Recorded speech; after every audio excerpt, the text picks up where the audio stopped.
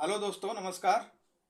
आज की सेशन की जो शुरुआत है बेसिक लर्निंग की, मैं अपनी कुछ लिखी हुई लाइनों से शुरू करता हूं और इसको समझिएगा। इसी में सारा आज का जो लर्निंग है, बेसिक लर्निंग का जो पूरा एक सेंट्रल आइडिया है, इसी से मिलेगा।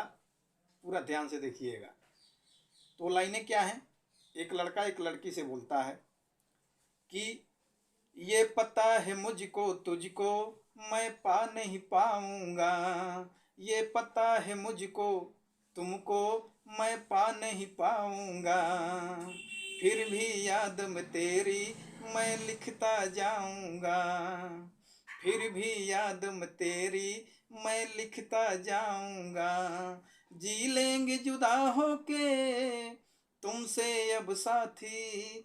जी लेंगे जुदा होके तुमसे अब साथी। खुश रहो जीवन में तुम्हें अब नहीं चाहूँगा। खुश रहो जीवन में तुम्हें अब नहीं चाहूँगा।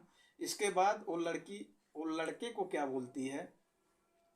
तुम अपने आप में एक बड़ी किताब हो।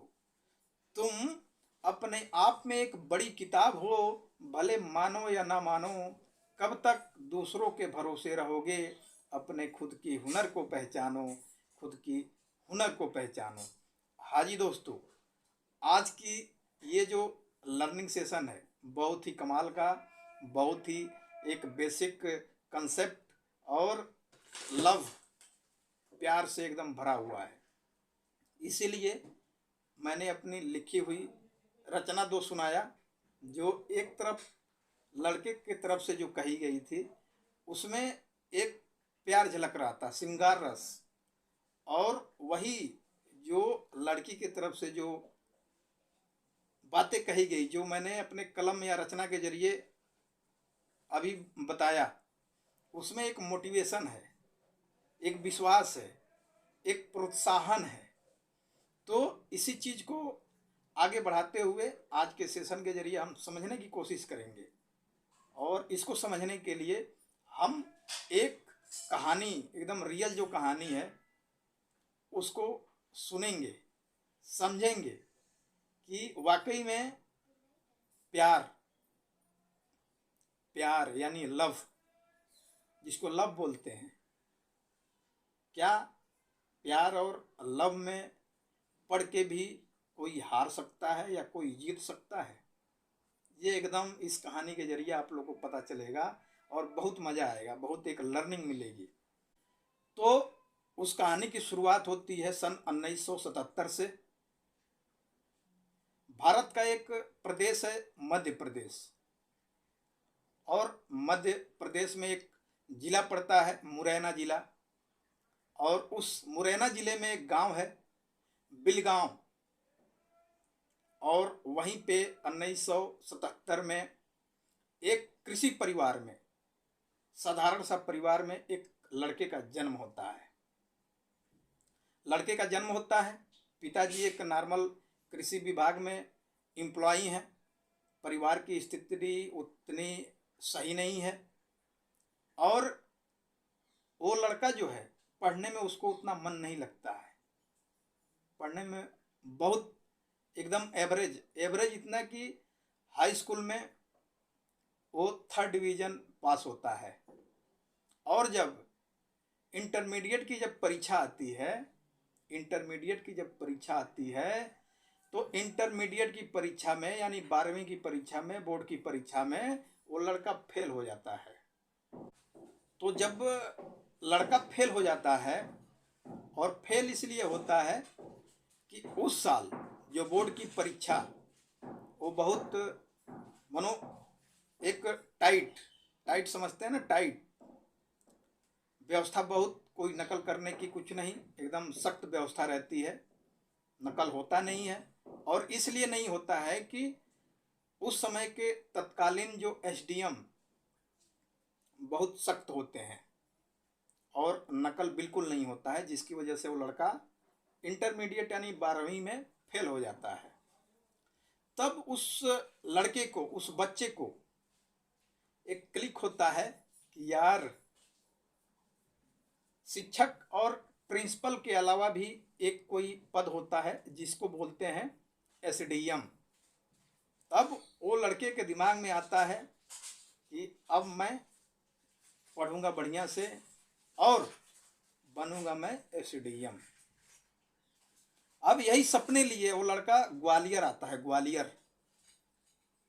ग्वालियर आता है, पढ़ाई करता है और तब उसे पता चलता है कि एसडीएम से भी बड़ा एक पद है यूपीएससी में, आईपीएस और डीएम की, आईएएस की। और इसके लिए हमें एक जो भारत की कठिन परीक्षा है यूपीएससी, उसको क्वालिफाई करना पड़ेगा। और जब उस लड़के को पता लगता है कि यूपीएससी की तैयारी होती है, वो लड़का ग्वालियर से चल के दिल्ली पहुंचता है। दिल्ली में जाने के बाद तमाम चीज़ें सामने आती हैं, रहने का, कोचिंग का, सारी चीज़ें पूरा वो कैसे करके मैनेज करता है, कोचिंग ज्वाइन करता है। और इस दौरान वो लड़का बहुत मेहनत करता है। मेहनत करने का मतलब कि घर से उतना सपोर्ट मिलता नहीं है, आर्थिक सपोर्ट, तो लाइब्रेरी में काम करता है, फुटपाथ पे सोता है, टेम्पू चलाता है। ये सारी चीज़ें करके, संघर्ष करके यूपीएससी की तैयारी करता है। और कोचिंग के दौरान, कोचिंग जब वो लड़का कर रहा होता है यूपीएससी के दौरान, तो उसी समय उस लड़के की मुलाकात एक लड़की से होती है। एक लड़की से होती है जो उत्तराखंड की रहने वाली होती है और वो भी तैयारी कर रही होती है। मुलाकातें होती हैं, दोस्ती होती है, दोस्ती धीरे धीरे प्यार में बदलती हैं और चीज़ें धीरे धीरे चल रही होती हैं। दोनों अपने टारगेट के तरफ, अपने मकसद के तरफ पूरा एकदम दिलो जान से प्रयास कर रहे होते हैं। तो वो लड़का तीन बार यूपीएससी की परीक्षा में फेल होता है। ध्यान रखिएगा, 3 बार वो लड़का यूपीएससी की परीक्षा में फेल होता है और वो लड़की पीसीएस क्वालिफाई बन करके कलेक्टर बन जाती है। थोड़ी लाइट चली गई थी, तो हम लोग यहाँ तक देखें कि तीसरी बार जब वो लड़का यूपीएससी क्वालिफाई नहीं कर पाता है और वो लड़की पीसीएस क्वालिफाई करके कलेक्टर बन जाती है, तो जाहिर सी बात है जब कलेक्टर बन जाती है तो शादी होती की भाई जीवन भी बसाना है, तो चर्चाएं होती हैं घर परिवार में, रिश्तेदारों में। अब लड़की चाहती है कि भाई उसी लड़के से मेरी शादी हो, मगर घर वाले नहीं मानते हैं। मगर चीज़ें बदलती हैं। अब कैसे बदलती हैं? उस लड़के को वो लड़की प्रपोज करती है और एक शर्त रखती है कि आपको यूपीएससी चौथे अटेम्प्ट में क्वालिफाई किसी हाल में करना ही है। यही मेन है मोटिवेशन, यही मेन है एक विश्वास, साहस और साथ, जिसको बोलते हैं प्यार, लव। और देखिए होता ऐसा ही है, वो लड़का चौथी बार एकदम दिलो जान लगा देता है और यूपीएससी क्वालिफाई करता है। और वो साल होता है साल 2007 और रैंक लेके आता है 121वीं रैंक लेके आता है, यानी 121 रैंक। और वो लड़की भी दोबारा यूपीएससी क्वालिफाई करती है और वो बनती है आईआरएस ऑफिसर। अब सभी लोगों को बड़ा ही बेसब्री से इंतज़ार होगा कि आखिर वो लड़का और लड़की कौन है। तो आइए उस चीज़ का देर न करते हुए खुलासा करते हैं।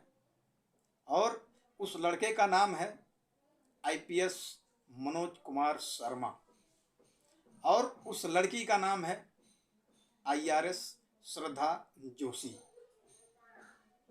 वाकई में ये जो जर्नी है एक लाइफ की जो एक्सपीरियंस है बहुत ही एक मोटिवेट करता है। हम युवा सबको एक मोटिवेशन मिलता है। इसके लिए मनोज सर, श्रद्धा मैम, तहे दिल से बहुत बहुत शुक्रिया और धन्यवाद।